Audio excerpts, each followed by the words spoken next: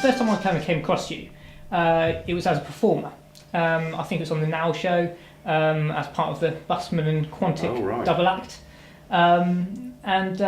Just wondered, is there any particular reason why you've kind of gravitated more towards the writing side of things? It's a good question because I think because I'm a better writer than I'm a performer. Jane and I did that show and we quite enjoyed it, but we weren't in the same sort of game as all the other people on it. I still do some performing and some radio appearances, and I'm trying to do more of that. But I'm not a performer in the way that, say, Harry Hill or Vic Reeves is, or the Mighty Boosh.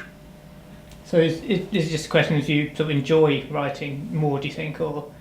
I think I'm just better at it, whether I'm good or not. I'm better at writing than I am at performing. When I've done stuff in sketch shows, I've reached a wall quite quickly of my abilities.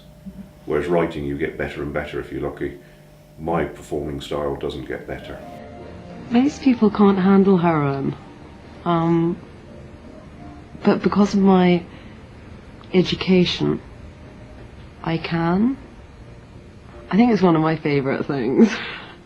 I think I thought it would be like Marianne Faithfull and the Rolling Stones.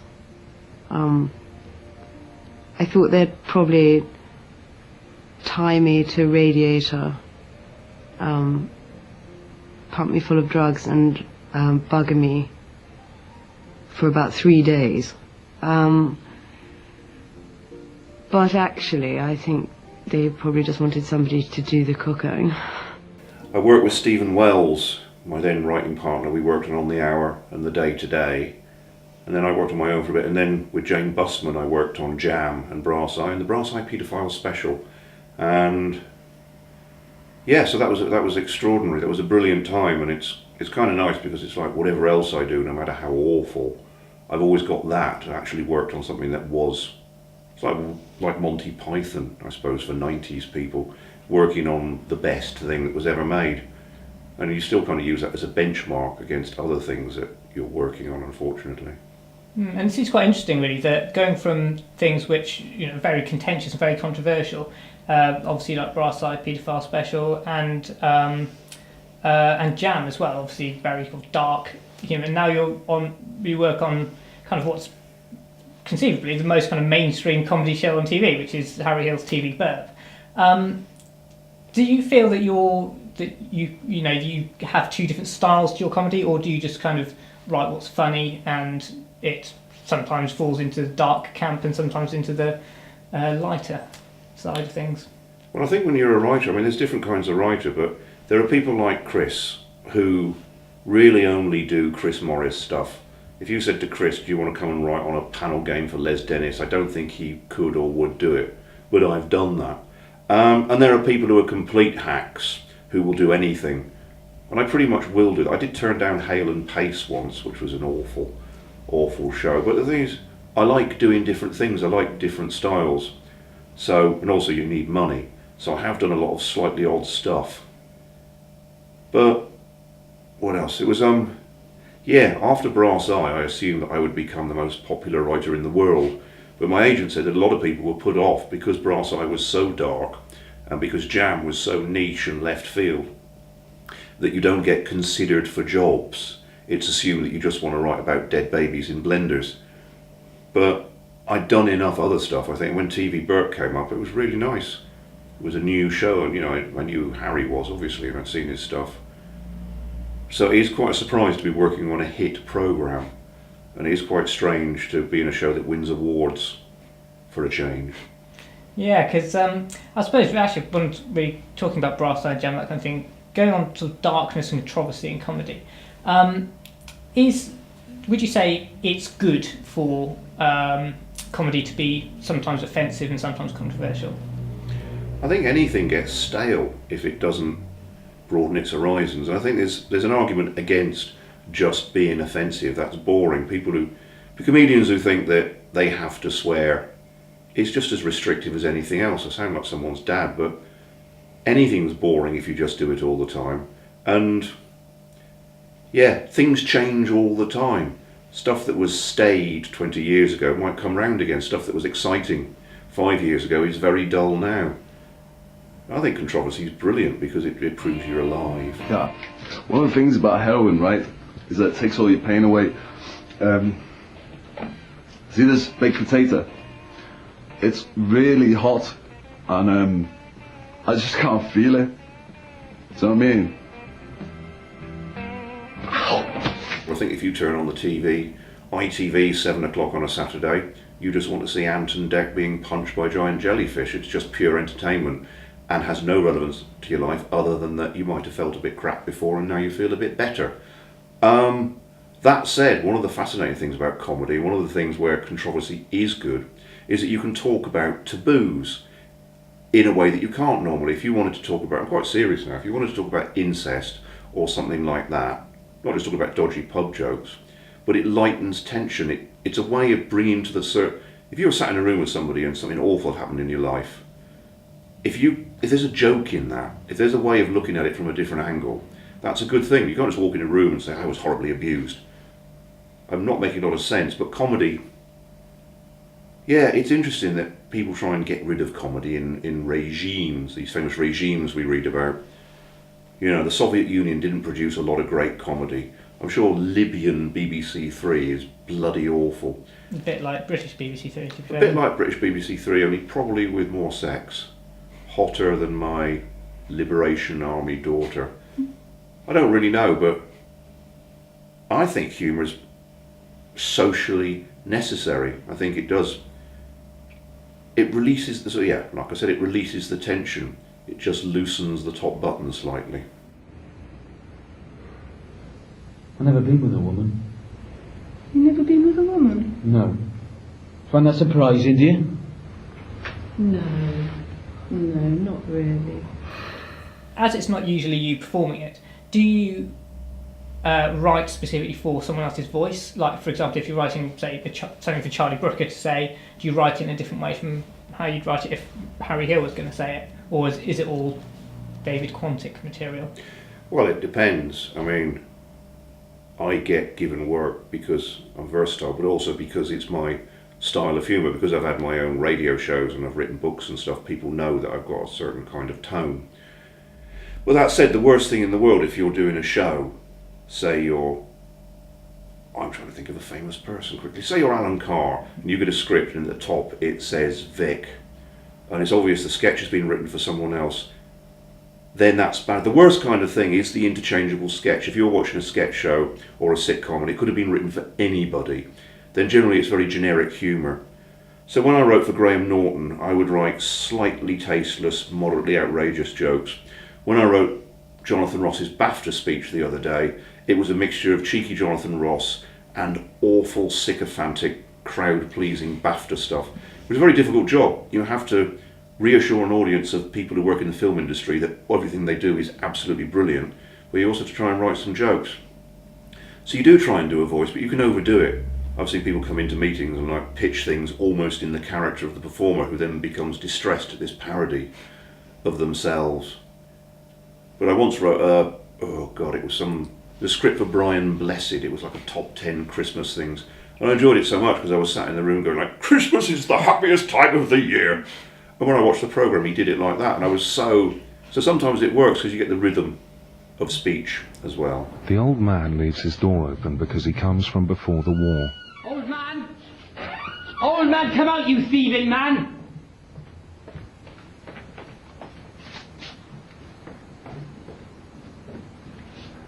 Aha!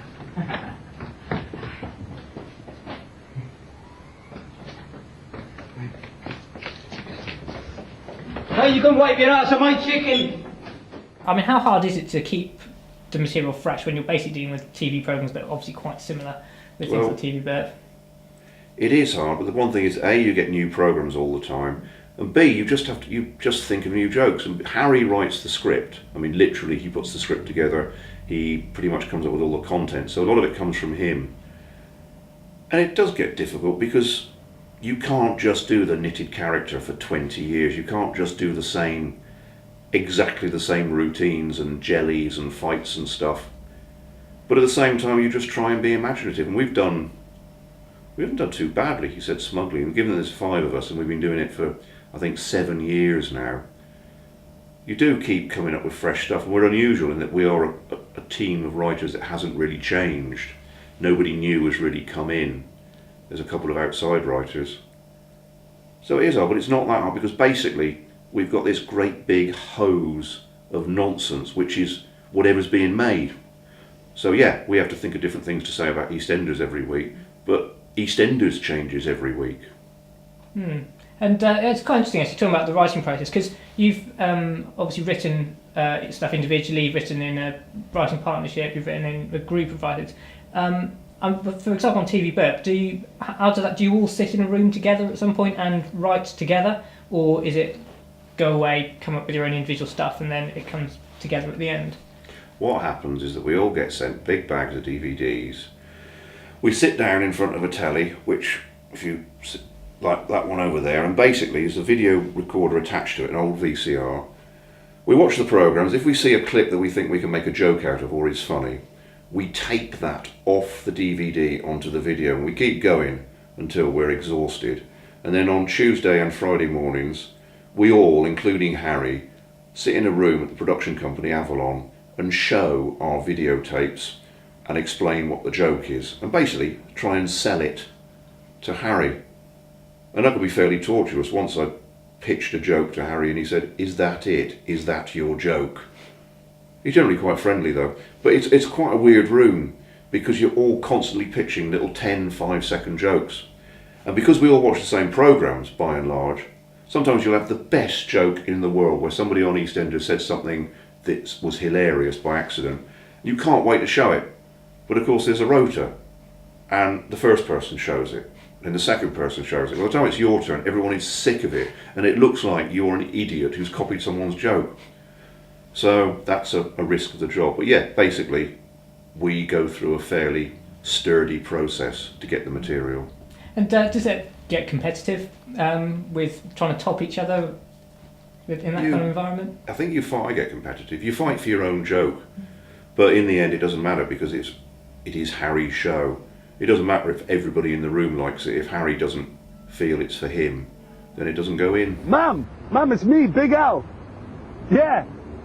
Listen, guess what?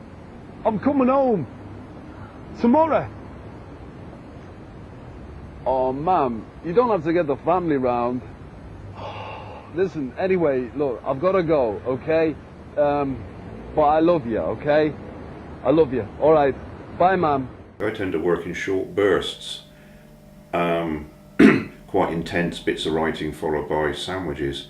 But I've got friends who write film scripts and they do treat it as an office job. A lot of people go, "Oh, I'd like to have your job, sitting at home all day, must be great watching telly." Yeah, if you do that all day, it is great, but you've got to have a degree of discipline, because no one's paying you otherwise. You know, I haven't actually got a job, I've never had a job, and if I don't occasionally type something, it'd be great to do it 9 to 5, and I keep trying to, but you just get knackered. I tend to hear this from writers actually. Do you think it's maybe something about the kind of personality that takes on the job of writer, that you might be a bit of a procrastinator at heart?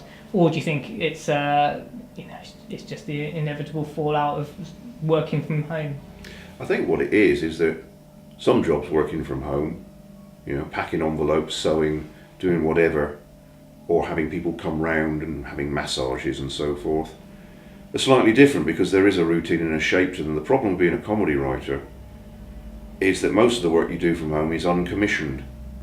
So you're inventing something that nobody's asked for, nobody wants, nobody knows they're going to like until they see it.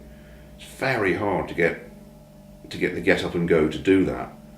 And because I come from music journalism, because that's where I started, I come from a world of deadlines, and it was very simple. You do the work for the deadline. You don't do it 3 weeks in advance. Even now people email about record reviews, and you wait until the day before it's due and you do it then. So there's often a sense of why bother? You know, it'll come in the end. Mostly it's through panic. When you discover you've got no money and you have an overdraft, you suddenly find an absolutely brilliant reason to write a 3-act play. And do you actually find that the pressure, do you actually produce better stuff under pressure, do you think? I think so. I think the adrenaline gets going a bit. I mean, on a musical side, I used to love reading about bands who'd done an album, and the record company were like, oh, there's no single on this, and in legend, generally the band go home and write a brilliant single. But of course what also happens is often the band go home and come up with a load of rubbish. So yeah, you can be a bit... I was always annoyed by Douglas Adams, the Hitchhiker's Man. I think he was a very talented and a brilliant writer. But he said something like, I love deadlines, I love the sound they make as they whoosh by.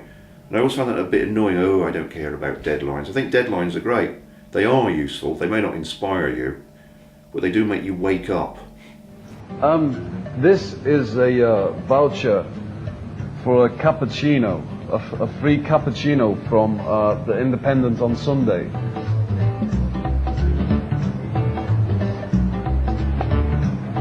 I'd like to redeem it for the cash value of a cappuccino, which I see as £1. I'll help you cross the road.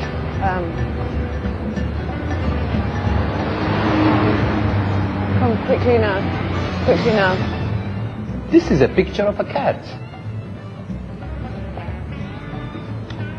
Oh yeah. Thanks, mate.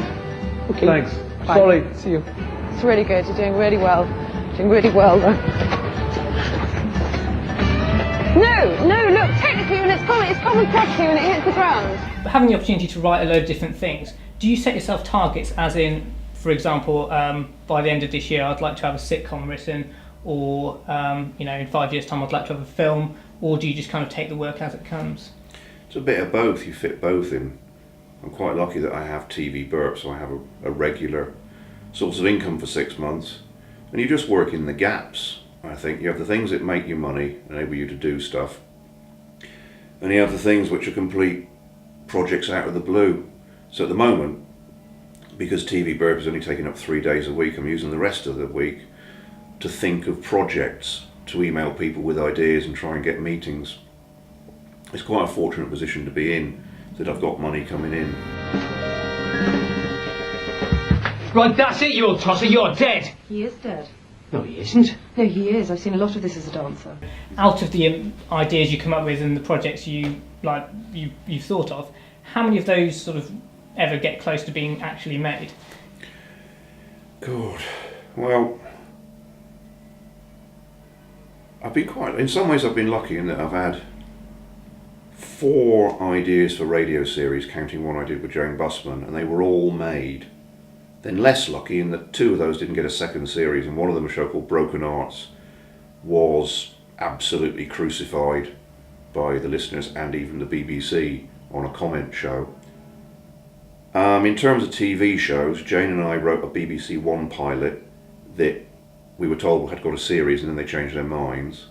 The Junkies we made ourselves, and when people found out that we'd have to pay the cast if it was actually made, they didn't go ahead with it. Most of what you do doesn't happen, I think, is the answer. It's kind of like, I hate that phrase, catching a wave, but if you've written a show about 3 men who live on a farm and one of them plays the castanets, and it just happens that a commissioning editor at BBC Three is looking for a show about 3 men who live on a farm and have some kind of musical instrument, then you'll probably get your show made, and that really is how a lot of shows get made. The most common rejection letter you'll get at my point of career is, X is a very funny writer, but this isn't what we're looking for. So you can be good, but you're just not necessarily selling what people want, So, I think that's probably useful for up-and-coming writers to take away, really, that rejection, even a lot of rejection, isn't necessarily a sign that you're doing anything that badly. Would you say that's true? Oh yeah, I mean, one of the boring cliches, people going, oh, such and such book was turned down by 98 publishers, and the answer to that is, well, so was such and such book, and that's because it was crap. Yeah. My cliche is that, on average, nothing ever gets made because there's so much rejection. You think in this country we've only really got 2 or 3 channels that make comedy, which is my area, of which several of those shows are written by very established writers like Graham Linehan, who quite rightly, constantly comes up with series. There's a tiny, tiny gap for comedy writing in this country, and there's an awful lot of people doing it. So it's really hard to get on. But it can be done, because you turn on the television and there it is. And on that note, really, I'd like to talk about junkies, because it was something that I think still is quite innovative. It's an internet-only sitcom for people who haven't seen it, and I believe it's still the only internet-only sitcom that's happened. So, what was the kind of original idea behind that? Why an internet-only sitcom? I think because we thought of it, and the internet just reached a point where broadband was about to come in, and it seemed a viable thing to do, and we had a lot of sympathy with the internet, which sounds a bit weird, but at the time we were having trouble getting things made. All the regulations that exist in television were very constrictive. You know, people wanted this from a show, they wanted that from a show. It takes ages to get commissioned, it takes ages to make a show. We were able to make it and put it out there straight away with no filters. Nobody saying I don't like this, no lawyers, no producers, no commissioning editors. Nobody said I like it but it's about junkies. Nobody said I like it but Sally Phillips can we have Vanessa Feltz in the part or something else like that. We wrote the script that we wanted with the cast. You know, we filmed it and we put it out, we edited it we put out exactly the show that we wanted to make, and it looked like what we wanted to make, and it was good. And also, of course, the content, the junkies. The internet's a perfect place for that. The internet's always been a bit of a frontier town, even now. So, how do you think technology is going to affect comedy sort of going forward? Do you think there's room for the internet to create a different style of broadcast comedy? Well, it's interesting because television comedy is still very slow, and the way that television deals with the internet is things like Rude Tube, where they show viral clips of monkeys sniffing their bums, and it's just really old-fashioned. They haven't come to grips with it at all. I think the main lesson from the internet is speed. People don't want to sit down and watch. If we did the junkies now, I would do it in 5-minute chunks and have an omnibus edition. That was always kind of the plan, to show bits every day. And I think fast comedy is what the internet is. People don't have the attention span. Things you can watch on your phone, things you can watch on the bus, things that you can watch at length later, watch through your TV. Ironically, there's a good use for television, something to put a computer through. And just speediness, fast turnaround, new ideas, comment. One of the things I liked about South Park was the fact that was animated. They'd found a way to do it where they could make topical animated comedy. And that's a use for the internet, topical. It doesn't always have to be about what's in the news, but it can be about new comedic ideas, and it can be completely fresh. And all those things I've just said are the opposite of what television is, despite the fact that we're living in the future. If you've got an idea for a show on BBC Three, it'll still take a year for it to be commissioned, and it will be out of date when it's on. Yeah, and the problem a lot of comedy writers and comedians raise about the internet and technology is basically getting paid for it. Because obviously, if something's broadcast on YouTube, there's very little money in it, basically. Do you see this as a problem, or do you think it's just something that should be embraced? Technologies are there, it should be embraced, and everyone should find a new way of moving forward with it. Yeah, I think if people don't embrace technology, it's like, I'm quite fond of the banjo, but I'd be very surprised if I could make a living from it on the dubstep scene. If you don't like the technology, then you're not going to be acceptable in a world where people use technology. It's just the way things are. And yeah, the money situation, part of me, although I like having money, part of me does say, why do you think you should be rich because you wrote a joke? Yeah, if you want to make a show that costs money, then you should be able to pay for it. And that is a problem. But at the moment, we do still have Hollywood, we do still have television and BBC and so on. If you make something and show it on YouTube, you should use it as a calling card. Because if what you made is good and original, millions of people will watch it, and eventually somebody in television will wake up from their slumber and go, oh, everyone loved that, and they will give you money. To be honest, you're an idiot if you think that you should get paid for every fart that you make. And, in the end, if you just keep doing it, you'll get better at it, and you will get paid. In the end, no one deserves any money, and if you get some money, well done. And the other aspect of technology that a couple of people have moaned about is plagiarism. Because what's your view on this? If, for example, you use Twitter, don't you?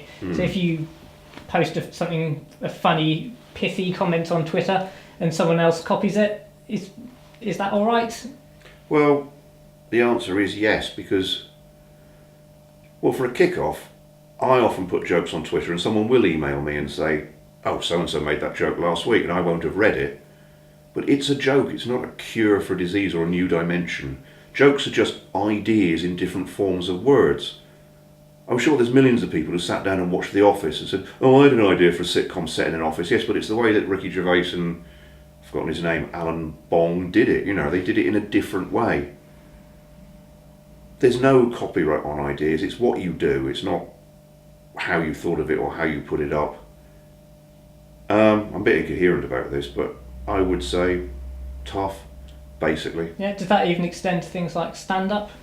Would you say, like, someone's stand-up routine, would you say that's... If there are stand-ups who I can't name who are famous for joke theft, Yes. but in the end, their act is their act. I've seen a well-known, let's say, light entertainment stand-up do a joke that Harry Hill had written. He did it completely differently to a different audience. It Butlins. I think that's the answer. If you nick people's jokes, you're going to end up at Butlins. It's what I mean. It's like, this is a pathetic comparison, but I don't know. The Arctic Monkeys doing a song, the same song, is different to David Bowie doing the song, and if it's good, it'll work. Some lame pillock in a pub doing a song is rubbish. It's what you do with it, really. And my final thing on this: it's the entire history of comedy until the invention of recorded media and the invention of the PRS and copyright collecting societies was people writing jokes, getting 10 quid and moving on, and someone else nicking them. That's the way it worked. All of a sudden, recently, we've suddenly become really precious because suddenly it's a revenue stream. If you write a joke, suddenly it becomes this magical fountain of wealth. Well, that's a situation that's only existed between about 1920 and 2005, and that era's gone. You might as well mourn the loss of feudalism. It was nice for some people, but it's over. And I speak of someone who benefited very much from getting paid lots of money for writing a joke.